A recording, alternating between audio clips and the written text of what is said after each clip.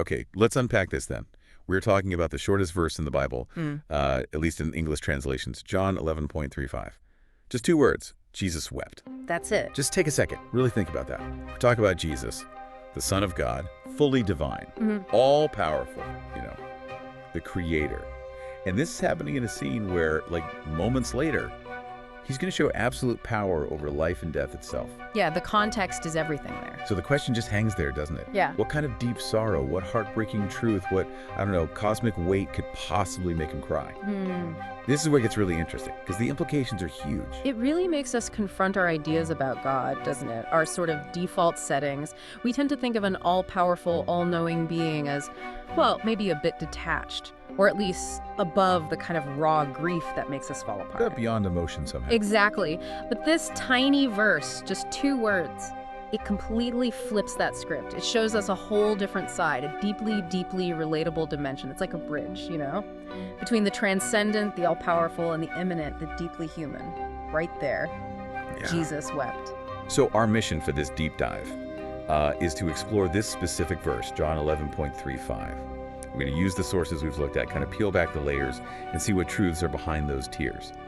Heartbreaking truths, yeah, but also ultimately really uplifting ones. And this isn't just about, a historical event from 2,000 years ago. It's about trying to grasp something deeper, about empathy, about this incredible love, and about a divine purpose that, well, it speaks right into your life today. Absolutely. So maybe just pause for a second. What stands out to you when you hear that even Jesus cried? How does that sit with your own ideas about strength or power or real compassion?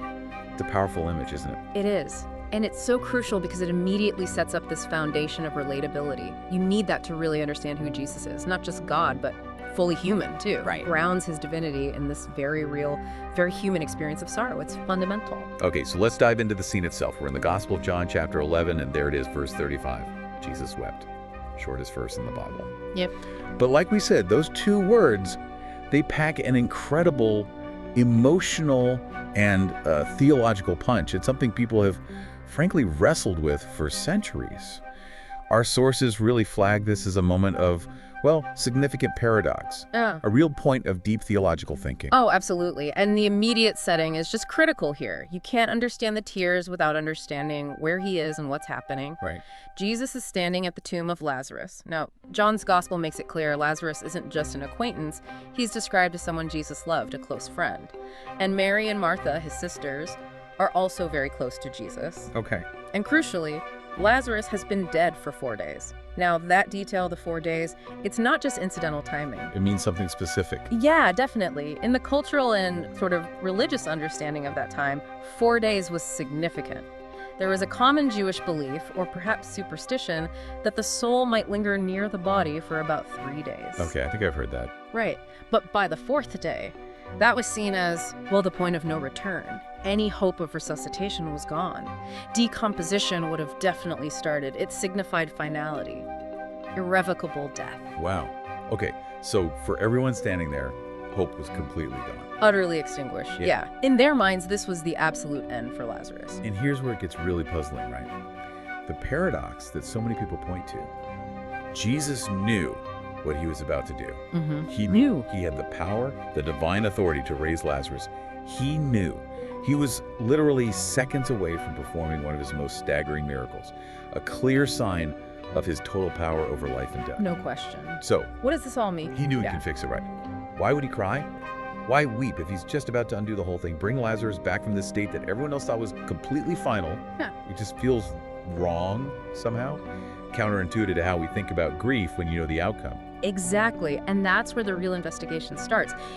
If we look at this context, the fact he knew Lazarus would live again, it raises a really important question, doesn't it, about the nature of his sorrow. Yeah. It strongly suggests his tears weren't just a simple, straightforward reaction to Lazarus being dead, especially since he knew with total certainty it was temporary. So there had to be more to it. Much more, something deeper, something more profound than just grief over a situation. He was literally moments from reversing. The tomb, the grieving family, the despairing crowd, that's the stage.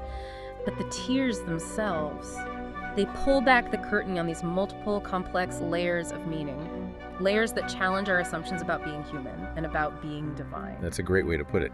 It's clearly not just one thing, is it? Our sources really hammer this home. These tears are multifaceted. They reveal these profound, sometimes surprising aspects of Jesus' character, his nature, and his entire mission. It's like peeling an onion, or maybe something more beautiful like a flower bud opening. Each layer shows something more powerful, more empathetic, more purposeful than the last. These are not simple tears of sadness. No, absolutely not. And that's why this deep dive is so important, I think. It's easy to just read Jesus Wept and think, oh, that's a nice human touch, and move on. Right, dismiss it quickly. Yeah, but when you really lean into the whole context, when you consider the theological weight, maybe even look at the original language nuances, it transforms. It stops being just an anecdote and becomes this profound window into the very heart of God, a revelation of his character that honestly resonates across all of time. It demands we take a closer look. Okay, let's peel back that first layer then, the most immediate one, the one that maybe feels most relatable for us. His tears of just profound compassion. Raw grief, really, for the people right there with him. Our sources point us straight to John 11, verse 33.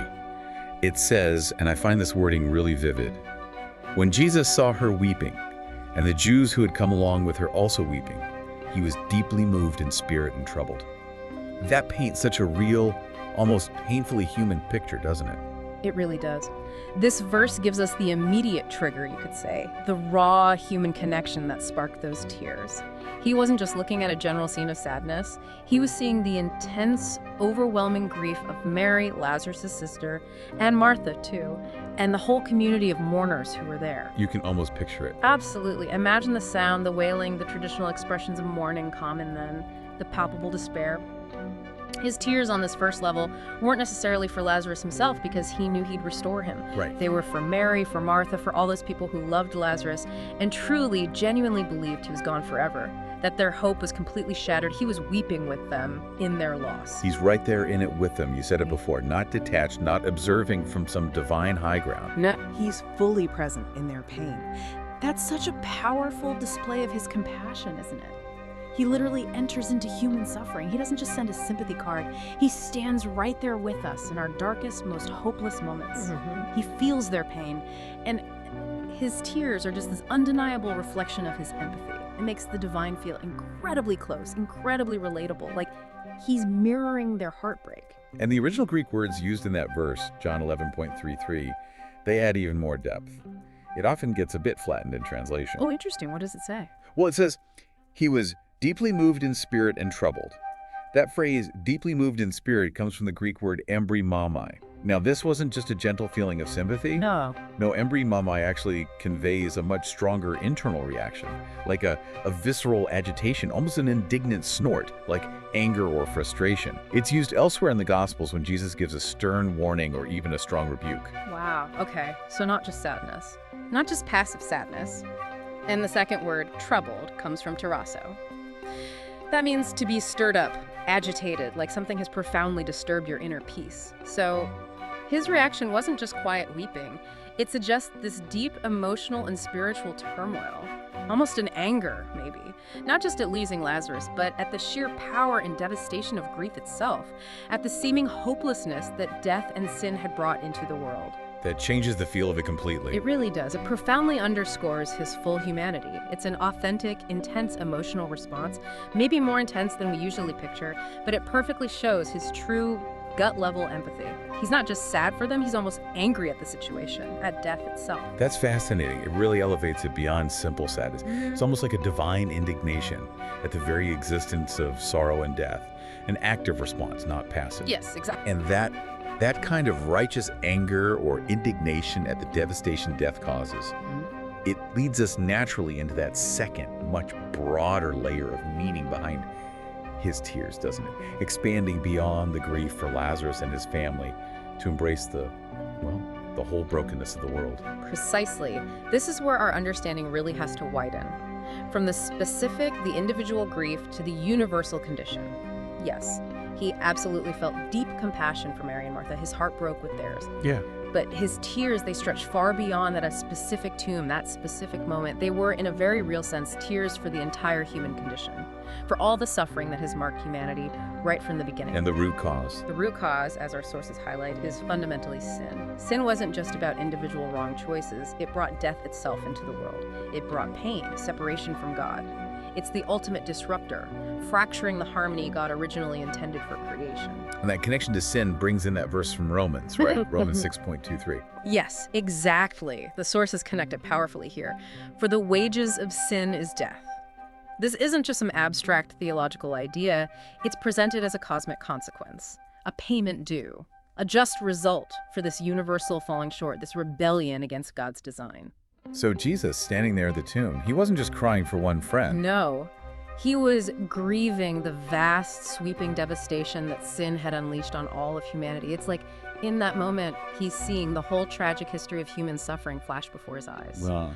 All the natural disasters, the sicknesses, the chronic pain, the mental anguish we wrestle with, all the heartbreak in families, the wars, the injustice, the quiet personal sorrows people carry, the deep loneliness, the betrayals, all of it. Every single type of suffering, all compressed into that one agonizing moment of realization. It's like he's seeing the whole history of sadness in that one moment. In a way, yes. He's grieving the fundamental brokenness of creation itself, the profound disconnect from God's original perfect design. He sees what is, and he grieves because he knows what should have been. That perspective, it really does raise an important question, as you say, about the true cost of sin. Not just our individual mistakes, but the damage to the whole fabric of existence. Exactly. And Jesus, being the embodiment of life, of perfection, of that perfect connection with God, he would have felt this disruption, this brokenness with an acute, painful intensity that we can probably barely imagine. So his tears, in this wider sense, are like a lament for humanity being cut off from its source, a sorrow over the cosmic fallout of rebellion. I think that's a very good way to put it. He grieved the state of a world designed for flourishing, for eternal life, for perfect communion, but which had fallen into decay and death because sin entered the picture. And the sources make this incredibly personal.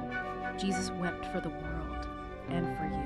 It hits hard. It's meant to. It connects his grief directly to every single one of us. That's incredibly powerful. It makes his tears not just some historical footnote, but something deeply personal for everyone who's ever lived or ever will. He was weeping for our brokenness, our pain, this universal devastation that touches every life. It's not just a comforting thought, is it? It's this all-encompassing sorrow for the entirety of human suffering, the stuff we see and the stuff we don't. He's holding all of it in that moment. It completely transforms the narrative, doesn't it? From a simple story about raising a friend to this profound theological statement. It reveals the incredible depth of divine grief over the state of creation. And importantly, it's a grief that isn't passive or resigned. It's deeply invested, already pointing towards the reality of ultimate restoration. Which brings us beautifully to the next layer, maybe the most hopeful, the most incredible truth in this whole deep dive. Jesus' tears weren't only about the present suffering, the past brokenness. They were also intrinsically tied to profound love and a divine redemptive purpose stretching into eternity. Yes. This is where the sorrow, though still very real, starts to morph into something else, something amazing, something purposeful. Absolutely. The sources are really clear on this. The tears don't just end with sadness. They are fundamentally linked to something far greater. He wept. Yes, because of the immediate human pain he saw. Yes, because of the bigger cosmic devastation of sin. What? But he also wept because he knew the ultimate solution. And he knew the unimaginable personal cost of that solution. His tears were completely interwoven with his divine mission, his reason for being here. And that ultimate solution was him. Was him, exactly. He wept because he was about to face death himself, not just to beat it for Lazarus, give him a temporary fix. Right. But to confront death head on, to absorb its full power, its destructiveness, and ultimately to conquer it for everyone, for all time. This is where it gets really interesting. These tears aren't just sad, they're intensely purposeful. They're filled with this immense sacrificial love. He grieved because he knew the sheer scale of the redemption he was about to achieve. This is exactly where we have to bring in John 3.16, probably the most famous verse in the Bible, right? For sure. But it takes on this deeper, almost poignant meaning right here. For God so loved the world that he gave his one and only Son, that whoever believes in him shall not perish but have eternal life. Okay. Jesus' tears there at Lazarus' tomb, when you see them through the lens of John 3.16, They become this profound embodiment of that immense love, even before the cross. His weeping, in this sense, it foreshadows his own ultimate sacrifice, his ultimate act of giving himself. Wow. He's grieving what sin has done to the world, yes, but he knows with absolute clarity the unbelievable cost of undoing it. He knows the burden he himself will carry, and yet his love compels him forward, willingly, to pay that price. It's the ultimate expression of divine empathy, leading directly to divine, world-changing action. So it wasn't just seeing the suffering and crying about it. It was seeing the suffering, knowing the horrific cost of fixing it, and still, out of this incredible love, choosing that path anyway. Precisely. His tears were like an expression of the sacrifice he was willing to make, a kind of pre-grief for the suffering he knew he had to endure for us. I think that's a powerful way to understand it, an emotional foreshadowing of the cross itself. Can you imagine the weight? The sheer emotional and spiritual burden of knowing what lay ahead, both the world's ongoing pain and for real, his own immense suffering, and still choosing to walk that road, purely out of a love for humanity. He wept for the world's pain, and then he literally bore it. Exactly. It really deepens John 3.16, doesn't it? It's not just a nice statement about love.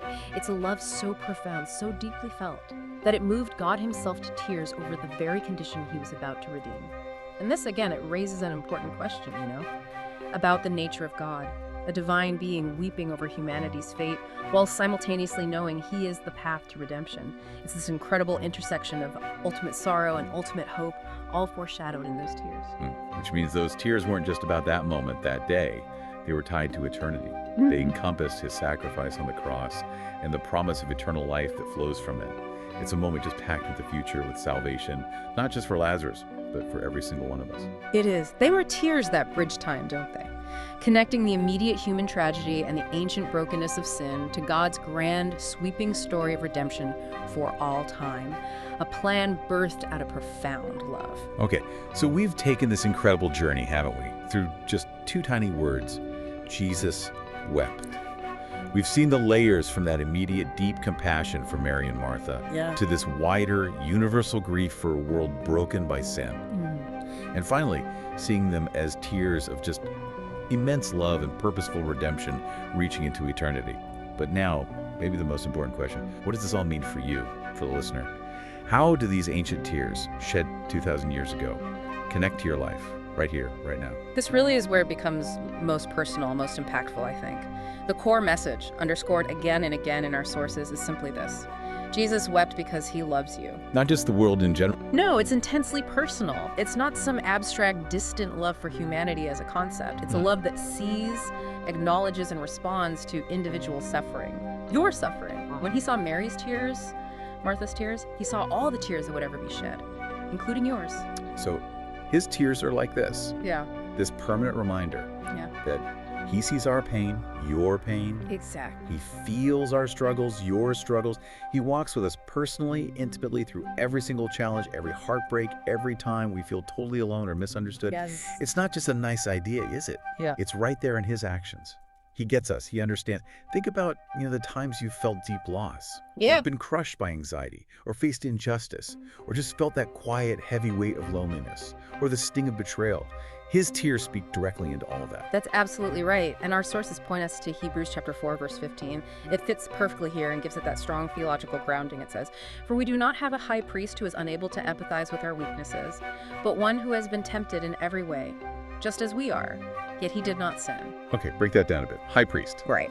So a high priest in that context is basically a go-between, someone who mediates between God and people.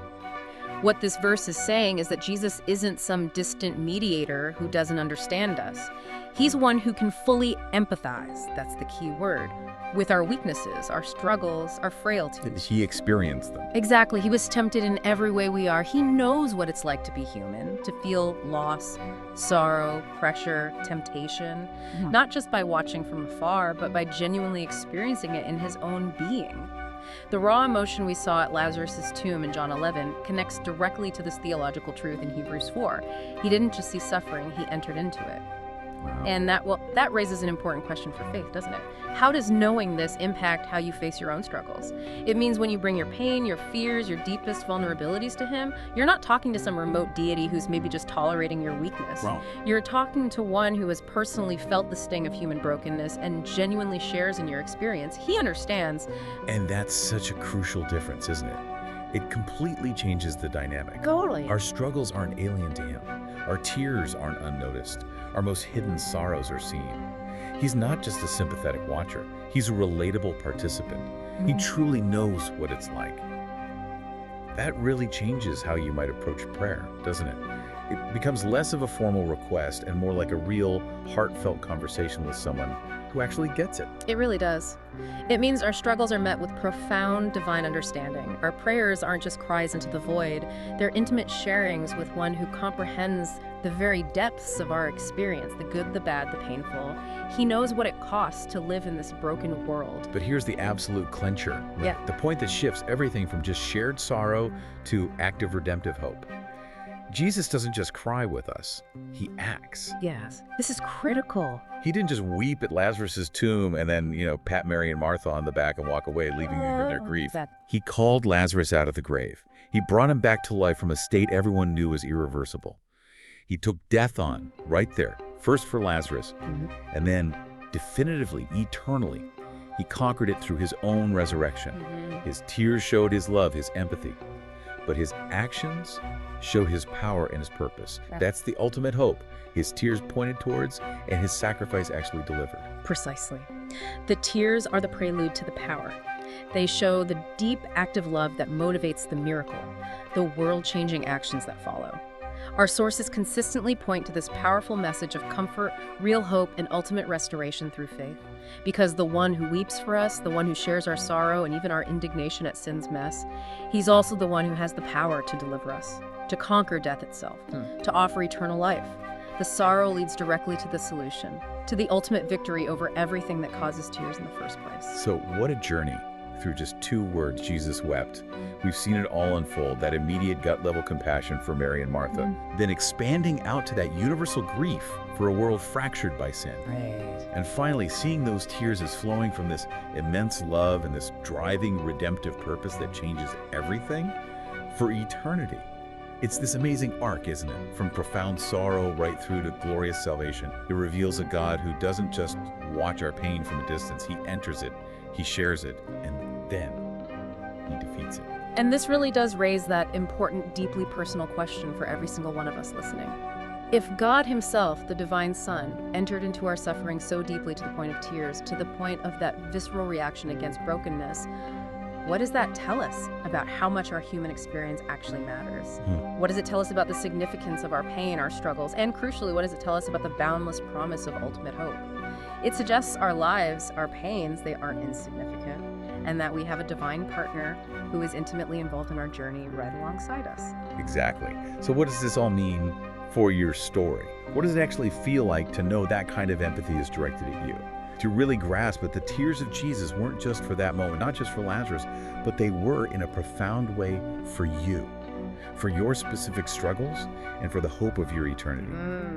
Jesus cried for a broken world because he hated the suffering sin caused, but he rose to redeem it, to conquer that suffering, ultimately, once and for all. Maybe just hold on to that thought one moment. Understanding that depth of empathy from Jesus, it really can change everything about how you see your own pain and your future.